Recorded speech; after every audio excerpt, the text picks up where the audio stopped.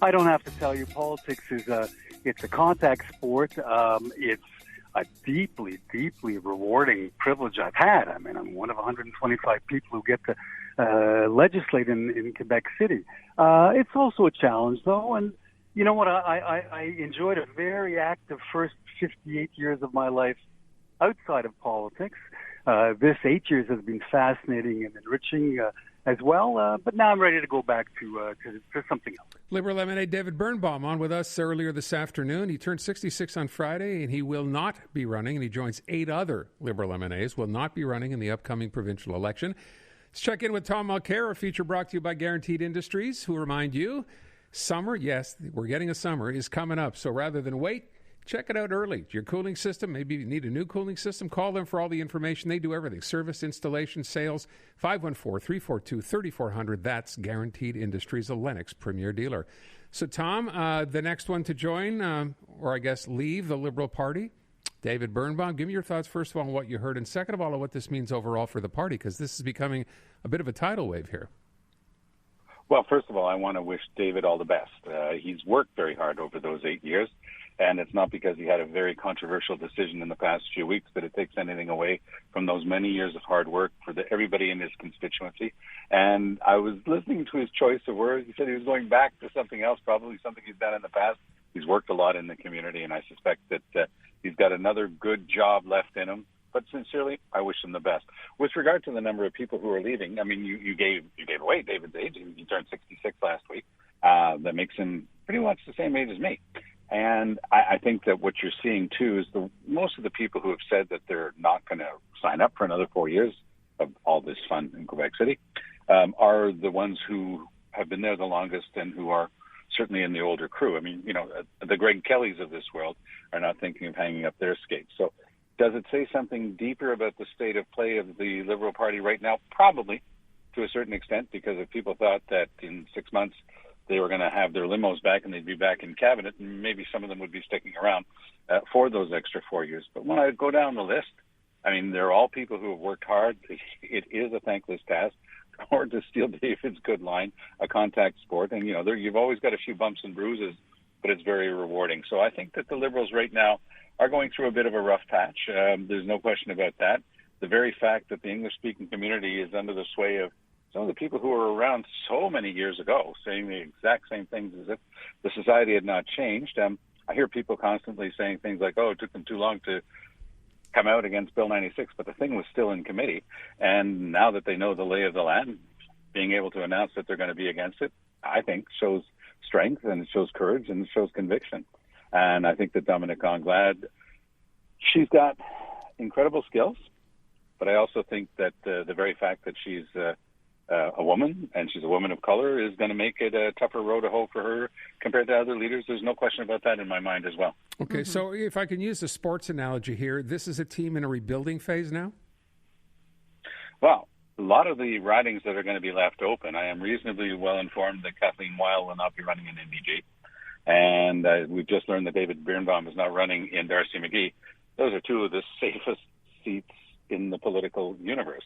And no, I don't think that Keith Henderson and other of his friends from the Equality Party days when they announced their party, I don't think that they're in any shape to win any of those ridings back from the Liberals, because we live in our own little world where we talk to each other about these issues regularly, but those ridings themselves are far more diverse than one single community, and they tend to be very loyal to the Liberal Party, despite the fact that Dominic Anglade's numbers keep going up and down. I will be keeping a very close eye on the result in Marie-Victorin tonight, because there might be some tough news there as well.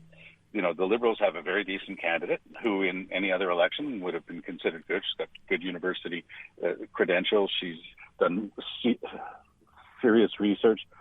The CAQ looks like they're throwing in the towel. That was a very bizarre statement that we just played on the news and that I had cut earlier in the day from François Legault. He's essentially conceding that the CAQ is going to lose in Marie-Victorin, ostensibly to the Parti Québécois, and my old NDP colleague, Pierre Nantel, who's also a former radio colleague of mine at Cube Radio. So if he does pull this off, it's a miracle for his leader. Paul Saint-Pierre Plamondon will be around to take care of them in the election. I'm going to keep a close eye, not only on Anglade's Liberal candidate, but also on the Conservative candidate.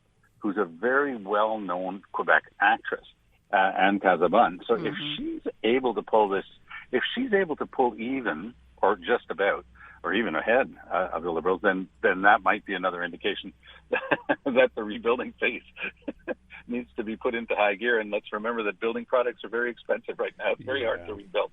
But I think that with some of those safe Liberal seats there, I'm reasonably informed that Madame Anglade is going to be meeting with senior members of the English-speaking community very soon. And those are some of the top people, and not people who would be intent on collective hara-kiri and trying to commit group suicide by coming up with their own party. Just speaking about Anne Casabonne, I mean, she's kind of, I think it's fair to say she's out there, Tom. What does that... The word loopy comes to mind. You don't want to do anything much stronger than that, but she gave interviews. She said, I can't repeat the word she used to describe the vaccine that has saved numerous lives through this pandemic, but she said that it was excrement and we shouldn't be taking it. So, of course, she's exactly the type of candidate that Éric Duhem wants for the Conservatives. And if she wins, what does that tell us about the direction Quebec is headed? She has no chance of winning. Okay. There you go. But she could wind up doing quite a bit better than some of the other parties. Okay. And that's going to be something to keep their eye. If we were in Cap Rouge or Sainte Foy and this was a by-election, then all bets would be off. I would probably be putting my $2 on Éric Duhem's Conservatives. I don't think that they've got that sort of support in the greater Montreal area. Nothing like eating crow. I mean, you get to play that back to me tomorrow somehow miraculously she wins. But I don't think she's got a chance. But I'm going to keep an eye on how many other candidates she beats and which ones they are. I want to ask you a question we asked our listeners earlier, and I was highlighting exactly what you said about Dominique Anglade. Like, we asked who should be the next leader of the Quebec Liberal Party, and I was saying, sadly, not a woman or a minority, because Quebec doesn't seem ready for that. Who do you think would be a good candidate to be the next leader of the Liberal Party? I see my job as commenting and observing and using my experience to analyze things that are out there. Spoken like a true politician. I'm never going to become involved in a partisan way.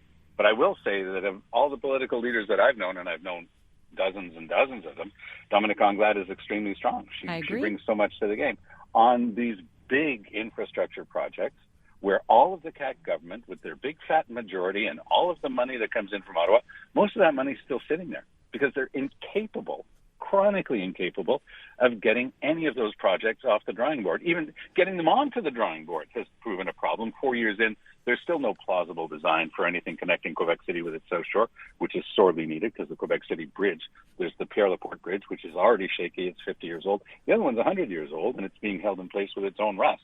There's 1 million people in the greater Quebec City area. Tom, you seem to be making the point that you would be a good leader for the Provincial Liberal Party. You got quite a few votes here. too. Our listeners that idea. My skates are hanging on the wall, and they're a trophy, and there's lots of nicks and bruises on them from the contact sport that our friend David Birnbaum just described. And I have far too much fun commenting on everybody else's work. But I do think that given the chronic inability to plan and to get any project done in Quebec, wouldn't it be nice if we had an engineer running a political party? Oh, wait, Dominique Anglade's an engineer with an MBA. Maybe she can do it. Or then maybe, again, we can dredge up the old Equality Party, put them front and center, and say how sad we are, run a bunch of people who will split the vote and make sure that the community has zero representation for the next 4 years. That'll be fun.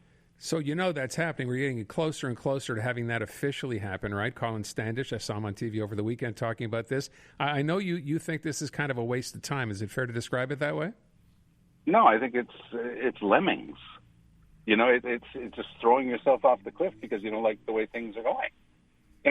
And if Mr. Standish has any experience in politics, he's done a very good job of hiding it.